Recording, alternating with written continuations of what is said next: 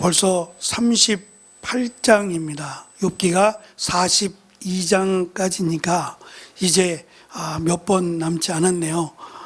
벌써 욥기서의 말씀을 마무리해 가는 시점인데요. 앞에서 엘리후가 꽤 긴 내용의 가르침이라고 하면 그렇고 교훈에 대한 내용을 전했어요. 그 이유는 어떤 면에서 욥보다 더 자신이 똑똑해서 그것을 자랑하기 위함이 아니에요. 엘리후는 처음부터 욥의 친구들 세 명의 친구들이 욥과 토론하고 논쟁하는 것들을 다 들었다 그랬어요.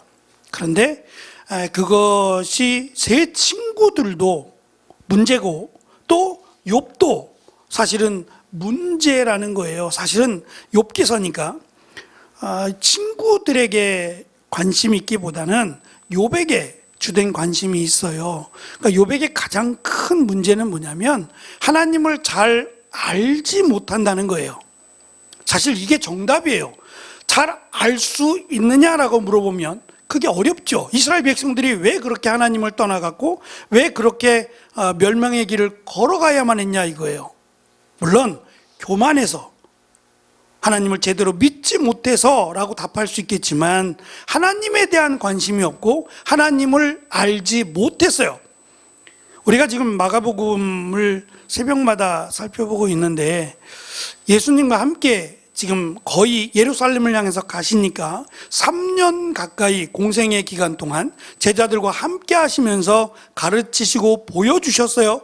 그럼에도 불구하고 제자들이 계속해서 깨닫지 못하고 어리석은 심지어는 베드로에게 사탄아 내 뒤로 물러가라. 너는 나를 넘어지게 하는 자다. 내가 하나님의 일은 생각하지 않고 사람의 일을 생각한다라고 꾸짖을 만큼 책망할 만큼 어리석은 이유는 자신들이 갖고 있는 생각이 틀에 갇혀 있어서 그래요.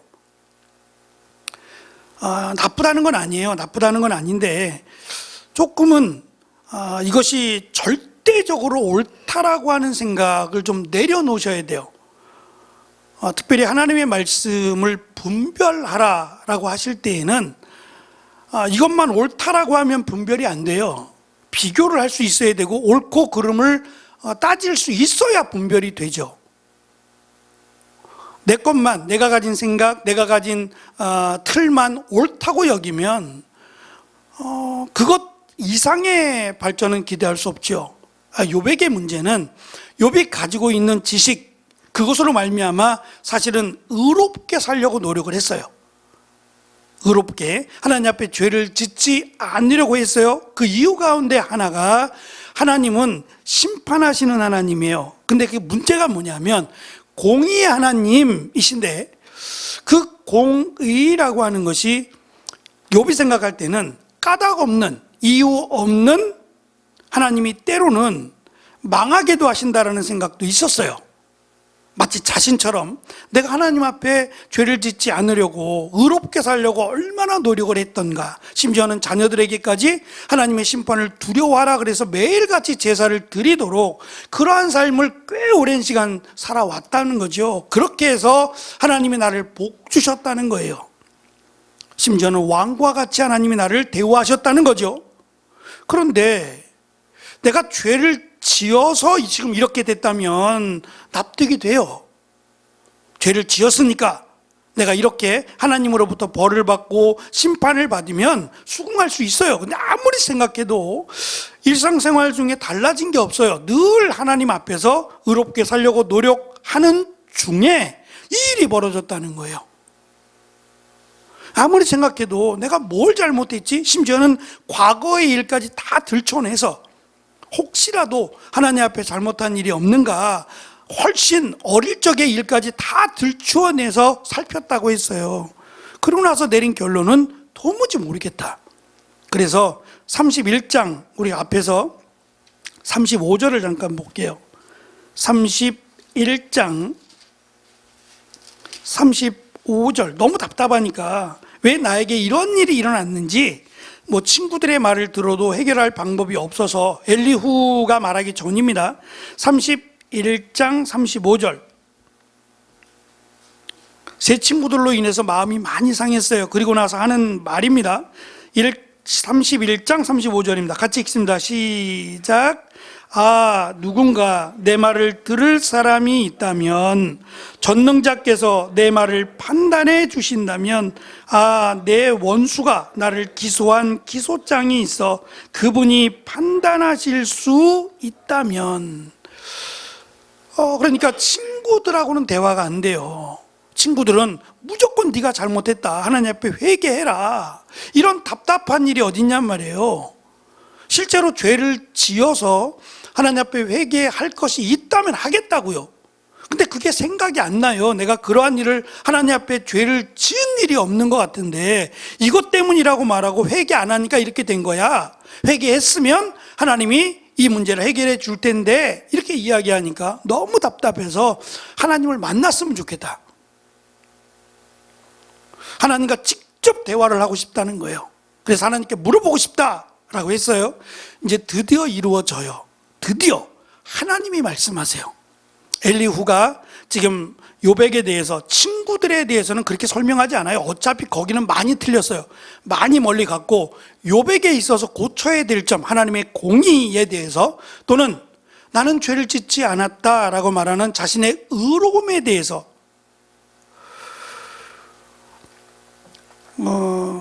제가 새벽에 잠깐 말씀을 드렸어요. 어제 노예가 끝나고 나서 목사님들하고 이제 저희 시차례에 임원들이 있어서, 임원들이 임원회의를 하고, 또 어제 목사 안수식이 있어서 안수식 순서를 맡았으니까 저희들은 순서가 없으니까 이제 좀 나와서 먼저 차를 마시고 기다리고 있고, 순서를 마치고 나면 같이 이제 합류해서 저녁을 먹자라고 얘기가 됐어요. 기다리고 있는데 몇몇이 이제 모여서 차도 마시고 이런 얘기 저런 얘기 이렇게 하다가, 세종시에서 지금 사역하고 있는 젊은 목사님이에요. 굉장히 열심히 하는 목사님인데, 목사님이 시찰에 어느 목사님 같은 시찰에 있는 좀 이제 나이가 드셨어요. 그분도 한 3, 4년 뒤에 은퇴인데 경험도 많고 공부도 많이 했고 그렇게 생각을 해서 그 목사님한테 질문을 던졌대요. 예수님이 왜 꼭 동정녀에게서 태어나셨어야 됐느냐 라고 물었대요. 아마 성도들이 질문했는지도 모르죠. 왜 꼭 동정녀 마리아에게서 예수님이 태어나셔야 됐느냐라고 물었대요. 그랬더니 이 목사님이 하는 말, 동정녀는 그래도 정결하니까, 그래서 동정녀 마리아에게서 나셨다라고 대답을 했다는 거예요. 그러면 반대로 생각해서, 결혼한 사람은 정결하지 않아요? 아기를 낳은 사람은 정결하지 않아요? 아기를 안 낳아야 정결해요?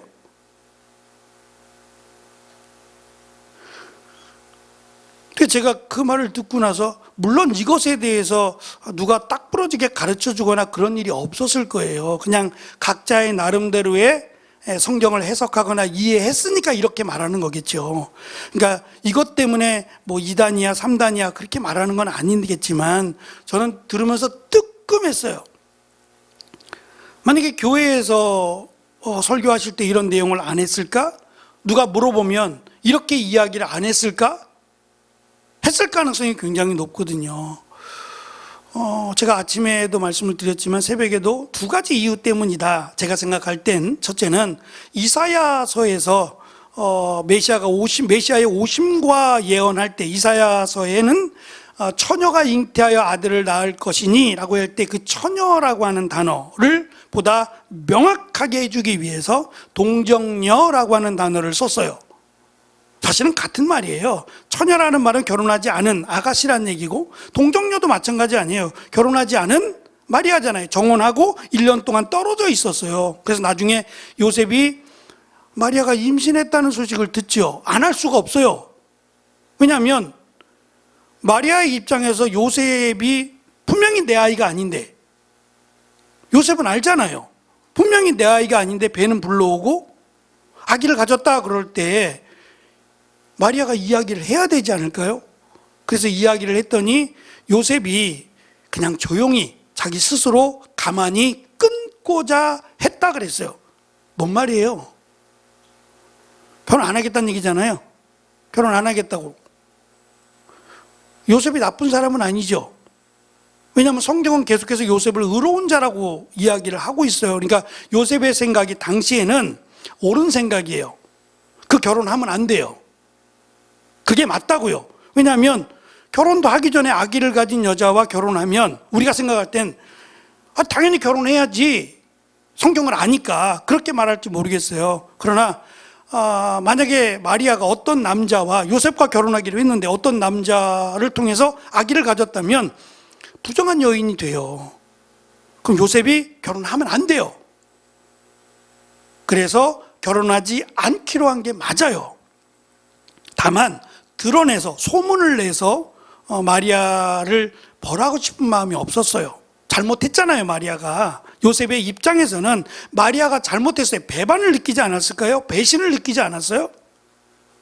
그래서 보복이라도 하려면 할 수 있는데 요셉이 의로운 자라 조용히 가만히 그냥 끊고자 없었던 일로 하려고 했다 그랬어요. 마리아의 입장에서는 몰랐을까요? 이게 자기에게 아기를 갖게 되면 성령으로 잉태가 되는 거지만 아기를 갖게 되면 무슨 일이 일어날지 아무것도 몰랐을까요? 철이 없어서 그런 말을 했을까요? 뜻대로 이루어지이다, 이런 말이 철없어서, 생각이 없으니까 아직 몰라서 그렇게 말할 수 있을까요? 예전에는 우리도 결혼이 좀 일렀어요. 일찍 결혼했잖아요. 철도 일찍 들었죠. 그러니까 철없어서 아직 경험도 없고 잘 몰라서 이렇게 말하기에는 한계가 있어요. 오히려 알았어요. 자기가 어떻게 되리라고 알았다고요. 그러나 그것보다 마리아는 예수님을 잉태한다는 사실보다는 하나님의 뜻이 이루어진다는 게 먼저였어요. 그 믿음이 있었다고요. 어쨌든 이사야서에서 약속하신 것이 이루어진 것이고, 또 한 가지는 하나님께서 오늘 말씀에도 나옵니다만 천지를 창조하실 때에 사람을 맨 마지막에 만드셨죠. 마지막에 만드셨어요. 마지막에 만드셨어요. 왜요? 복잡하니까? 사람이 제일 신경을 많이 써야 되고 공을 많이 들여야 되고, 그래서 맨 마지막에 만드는 것이 아니다라고 말씀을 드렸어요. 여러 가지 이유가 있는데 그 중에 한 가지 중요한 이유 가운데 하나가 뭐냐면, 하나님이 다 만들어 놓고 다 만드시고 마지막에 인간을 만드신 것은 인간으로 하여금 이러한 것들을 누릴 수 있도록, 잘 살아갈 수 있도록 하나님이 미리 만들어 주신 은혜이기도 하지만, 인간이 만들었다라고 하는 말을 못하게 하기 위해서 그래요. 우리도 힘썼어, 나도 뭔가, 이런 말을 아예 못하도록 하나님이 맨 마지막에 만드셨어요. 다시 말하면 요셉과 결혼해서 둘째로 태어났거나 셋째로 만약에 예수님이 태어났으면 사람들이 뭐라고 하겠어요? 지금처럼 의학이 발달해서 유전자 검사를 해보면 명확하죠? 명확하죠. 아니다, 맞다가 정확하지만 그때는 그럴 수 없어요. 조금의 의심이나 조금의 어떤 그 잘못된 오해가 없게 하기 위해서 결혼 전에 첫 번째 아들로 잉태가 되게 하셨다는 거예요. 그리고 나서 그 다음에 이제 자녀들이 태어나잖아요. 계속해서 결혼하고 나서 자녀들이 태어나지요. 예수님은 특별하다고 말씀을 드렸어요. 이 부분은 어려워요. 굉장히 어려워요. 성령으로 잉태됐다라고만 되어 있지 이 부분을 설명하기에는 어려움이 있어요. 저도 이럴 것이다 라고 얘기를 해서 인간의 유전자, 그러니까 마리아의 유전자가 포함이 안 됐을 거다라고 저는 생각을 해요. 왜냐하면 인간은 아담과 하와의 후손된 모든 인간은 성경은 죄인이라고 얘기해요. 물론 예수님이 문둥병자, 죄인이라고 여겨졌던 문둥병자나 죄를 지은 죄인을 만져서 예수님의 죄가 예수님께로 가지 않습니다. 오히려 반대죠. 그 사람이 정결해지죠. 그러니까 상관은 없을지라도 말씀드린 것처럼 왜 굳이 요셉과 결혼하기 전에 동정녀일 때, 그것도 첫째로 이유가 있다 그랬잖아요. 그렇다면 마리아가 성모 마리아가 되거나 마리아가 예수님의 어머니로서의 어떠한 그 권위를 갖게 하는데 성경은 관심이 없어요. 그러지 않기를 원해요. 그러니까 예수님의 어머니, 예수님을 낳은 어머니니까 당연히 구원을 받지. 저는 그렇게 생각하지 않아요. 요셉도 마찬가지고 마리아도 마찬가지입니다. 그래서 요한복음에 보면 굉장히 단호하게 얘기해요. 여자여, 어머니인 마리아에게 얘기해요. 여자여 라고까지 할 정도로 메시아로 볼 때는 여자에 불과해요. 저는 이게 맞다고 봐요. 육신적으로는 예수님을 낳은 어머니지만 예수님이 메시아로서 보면 마리아도 여자 중에 한 명에 불과하다는 거죠. 이것을 명확하게 지적하기 위해서 어머니니까 구원을 받는 게 아니라 아들이지만 자기가 낳았지만 이분이 하나님이시다, 성령으로 잉태가 된 하나님이심을 믿어야, 예수 그리스도의 대속과 부활을 믿어야 구원을 받아요. 저는 그런 의미에서 마리아의 유전자가 포함되지 않았을 거다라고 생각을 해요. 정말 성령으로 잉태가 되었고, 마리아는 탯줄로 아기와 연결이 될 때는 피가 공급되지 않죠. 제 생각은 그래요. 그래서 어머니 혈액형하고 그 뱃속에 있는 태아의 혈액형이 달라도, 만약에 피가 왔다 갔다 하면은 혈액형이 다르면 큰일 나죠. 큰일 나잖아요. 엄마가 A형이고 아기가 B형인데, 아빠 혈액형을 닮아서 B형인데 피가 왔다 갔다 하면 정말 큰일 나죠. 피가 왔다 갔다 하지 않습니다. 피는 스스로 생겨요. 아기가 영양분만 공급돼요. 그래서 저는 단호하게 마리아가 성령으로 잉태된, 이미 아기가 된 예수 그리스도를 뱃속에 잉태한 것으로 저는 믿거든요. 오늘도 마찬가지로 하나님께서 천지를 창조하시고 모든 것을 하나님이 다 만드셨어요. 인간이 그 어떤 것 하나 손댄 거 없어요. 이제 이것을 들어서 요셉을 가르치시는 내용이에요. 사실 어떤 면에서 요셉은 하소연하고 싶어서 하나님 만난 거예요. 묻고 싶어서, 하나님 왜 제가 이러한 끔찍한 하나님의 심판, 진노를 받아야만 됩니까? 억울합니다. 억울합니다. 욥이. 제가 뭐라 그랬어요? 아휴, 감사해요. 어쩐지 표정이 안 좋으시더라. 욥이 그러면 하나님이 미안해, 내가 뭐 하다 보니까 실수로 이렇게 됐네, 내가 보상해 줄게. 하나님이시잖아요. 하나님이 실수로 이렇게 하셨겠어요? 당연히 그럴 리가 없지요. 욥에 대한, 욥이 지금 하나님께 할 말이 있는데 그 할 말이라는 것은, 왜요 하나님? 속 시원하게 대답을 좀 해주세요 라는 걸 듣고 싶었어요. 여기까지 온 거예요. 38장까지 왔어요. 이제 끝날 건데, 42장이 끝나는데 38장에서야 하나님이 말씀하세요. 근데 그것도 하나님이 그 답을, 욥이 원하는 답을 하지 않으세요. 하지 않으세요. 그리고는 오히려 욥에게 질문을 하세요. 밑에 보시면 3페이지 맨 밑에 줄에 보면, 욥은 의인이 외로움에도 불구하고 왜 고통을 당해야 하는가에 대해서 알고 싶었고 하나님께 묻고 싶었어요. 근데 하나님께서는 반대로 욥에게 질문을 하세요. 내가 어디에 있었느냐? 내가 이런 것들을 만들고 이런 것들을 운행하고 이런 것들을 다스리고 할 때 너는 어디 있었느냐? 너 내가 아느냐? 별이 떠서 별이 어디론가 사라지고, 이 수많은 별들, 우리 별들이 몇 개인지도 몰라요. 몇 개가 사라지고 몇 개가 다시 만들어지는지 모르겠지만 이런 것들에 대해서 얼마나 알고 있느냐, 이것뿐만이 아니에요. 다음 주에는 잠깐 맨 마지막 우리가 안 읽었는데, 그 마지막에는 지금 동물들이 나오는데 39절 사자, 또 지금 그 징그럽게 말 안 듣는 동물들이에요. 다스릴 수 없고 내가 통제 불가능한 동물들만 골라서 지금 얘기하세요. 이런 것들을 네가 다스릴 수 있느냐, 이 말이에요. 내가 할 수 있느냐, 31절, 34, 35절을 말씀하시면서 욥이 할 수 있는 게 아무것도 없는데요? 그렇게 보니까 나는 정말 아무것도 아니네요.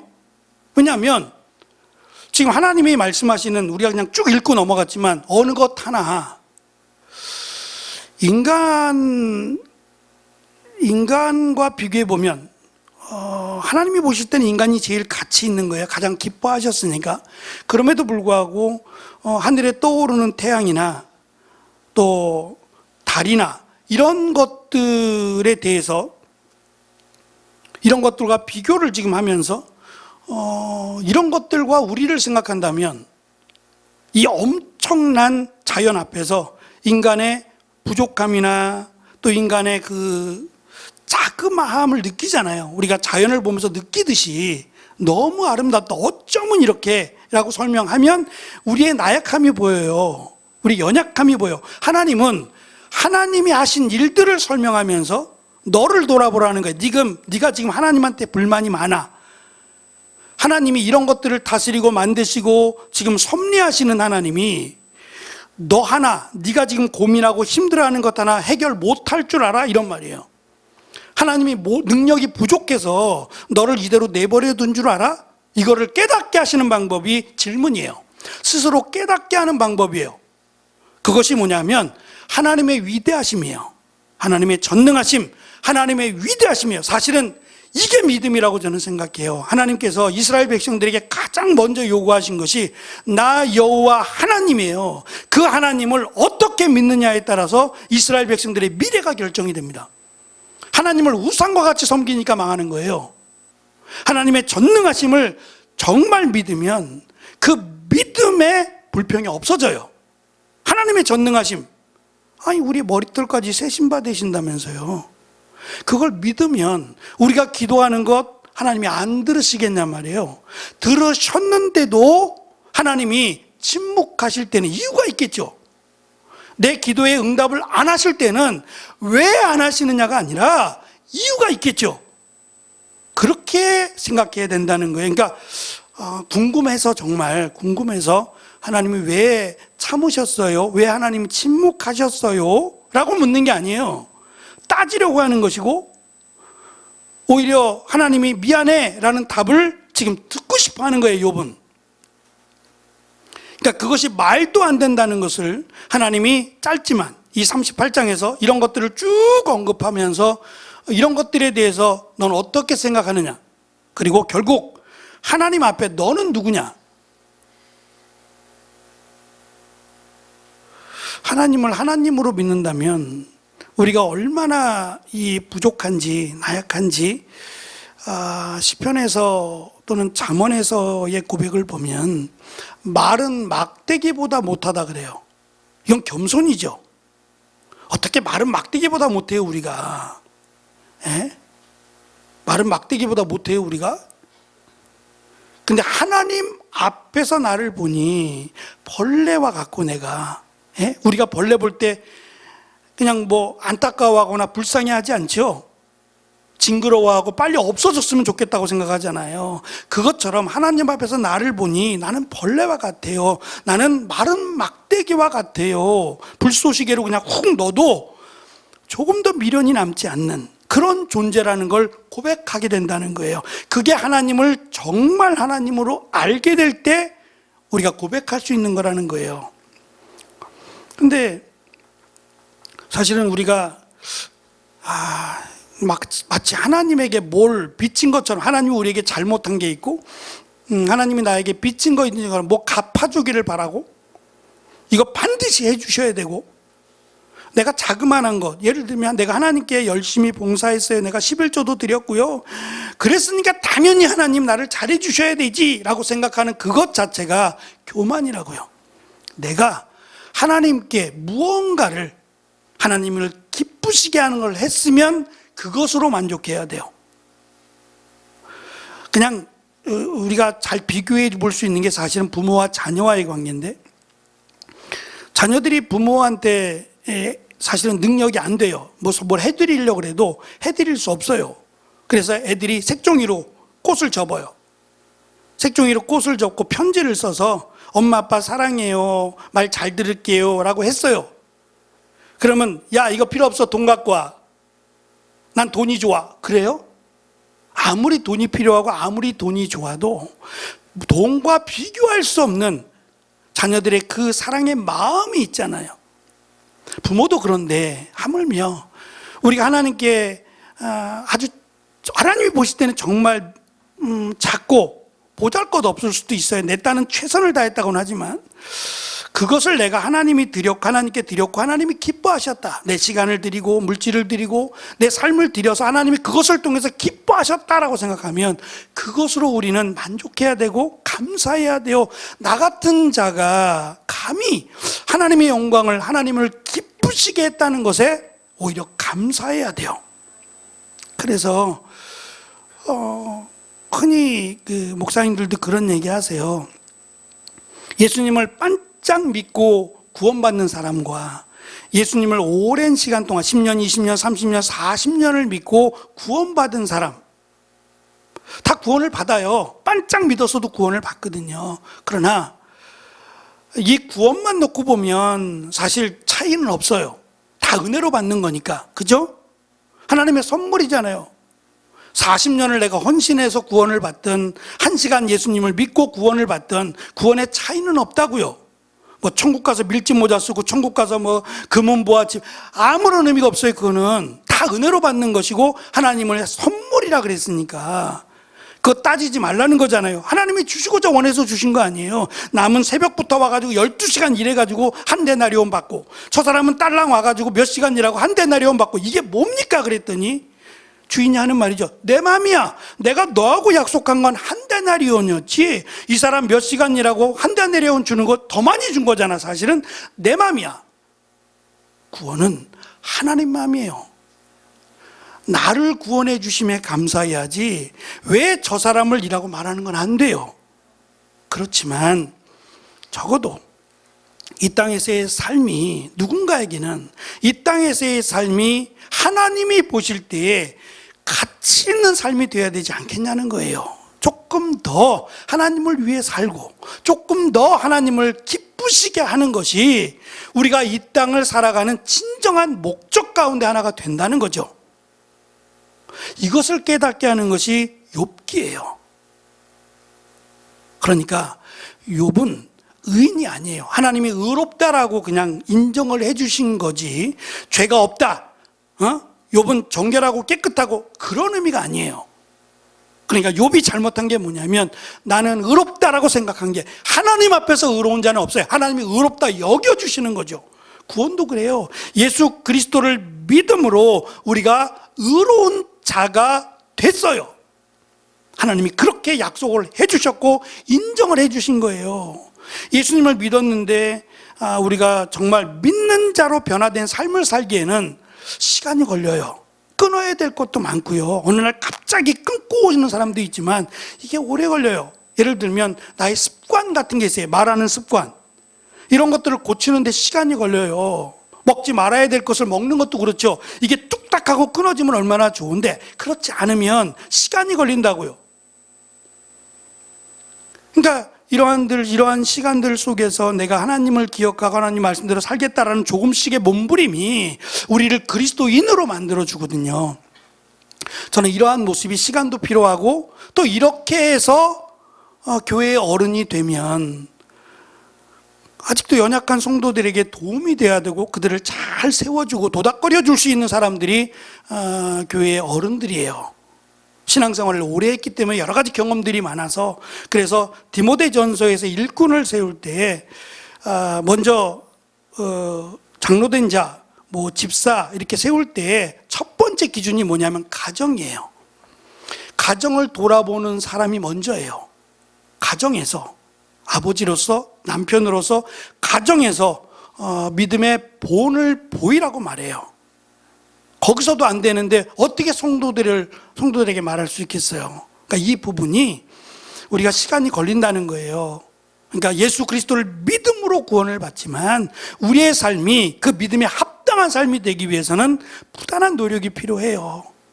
끊을 건 끊고 더 많은 시간을 주께로 가까이 가려고 하는 수고와 노력이 우리에게 있어야 돼요. 그러니까 예수 그리스도를 믿었으니까 나는 전혀 이제 죄를 짓지 않아 이렇게 말할 사람은 아무도 없어요.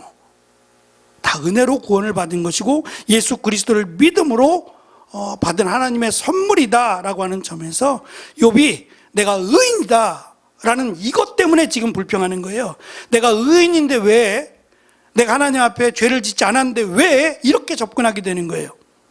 내가 죄인이다라고 생각했으면 하나님 저를 불쌍히 여겨달라고 기도했을 것이고 하나님 저에게 은혜를 달라고 기도했을 거예요. 그게 맞다는 거예요. 우리가 그렇게 가야지. 예수님께서 그 비유로 말씀하실 때에 바리새인들의 기도와 세리의 기도를 비교하셨어요. 끝과 끝인데, 하늘과 땅 차이인데, 그 바리새인들은 그렇게 기도해요. 우리는 10분의 1을 드렸습니다. 또 금식도 했고요. 우리는 정결한 삶을 살았습니다. 내 기도를 들어주셔야 됩니다. 이렇게 기도했어요. 근데 세리는 고개를 들지 못해요.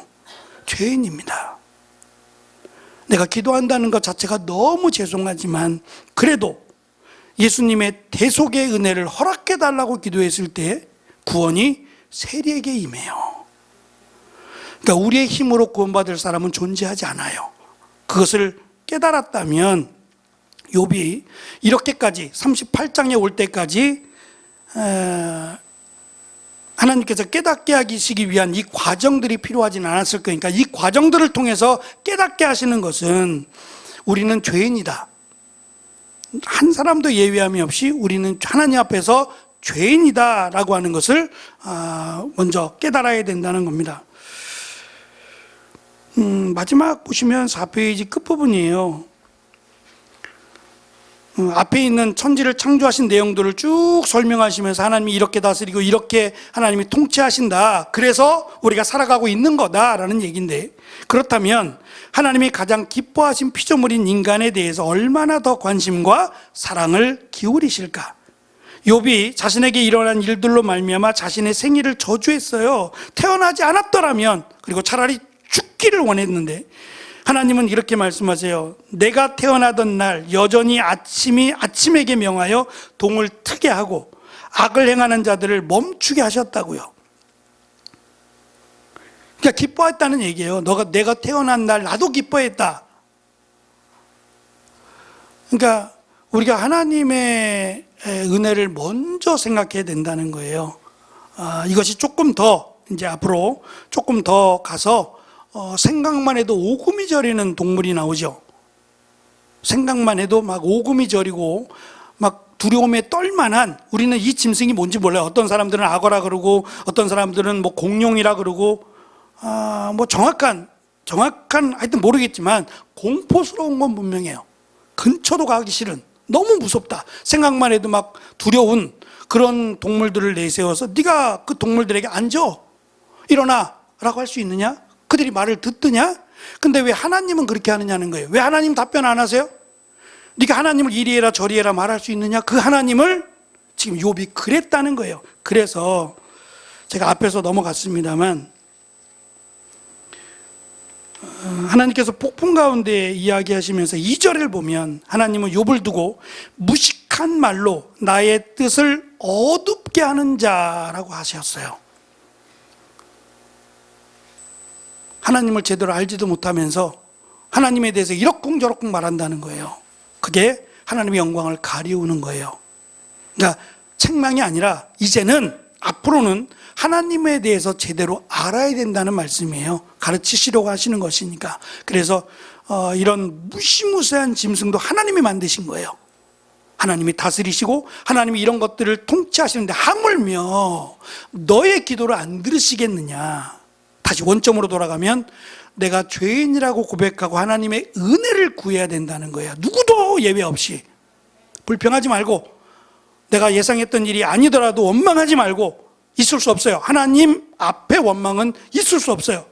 그건 하나님을 부리려는 거와 똑같다는 거예요. 하나님 주세요, 하나님 저리 가세요, 하나님 이거 왜 안 하세요? 하나님을 책망하고 다스리려고 하는 정말 어리석은 행동이다. 내 뜻대로 이루어지지 않아도 하나님의 은혜를 구하는 자리에 있어라.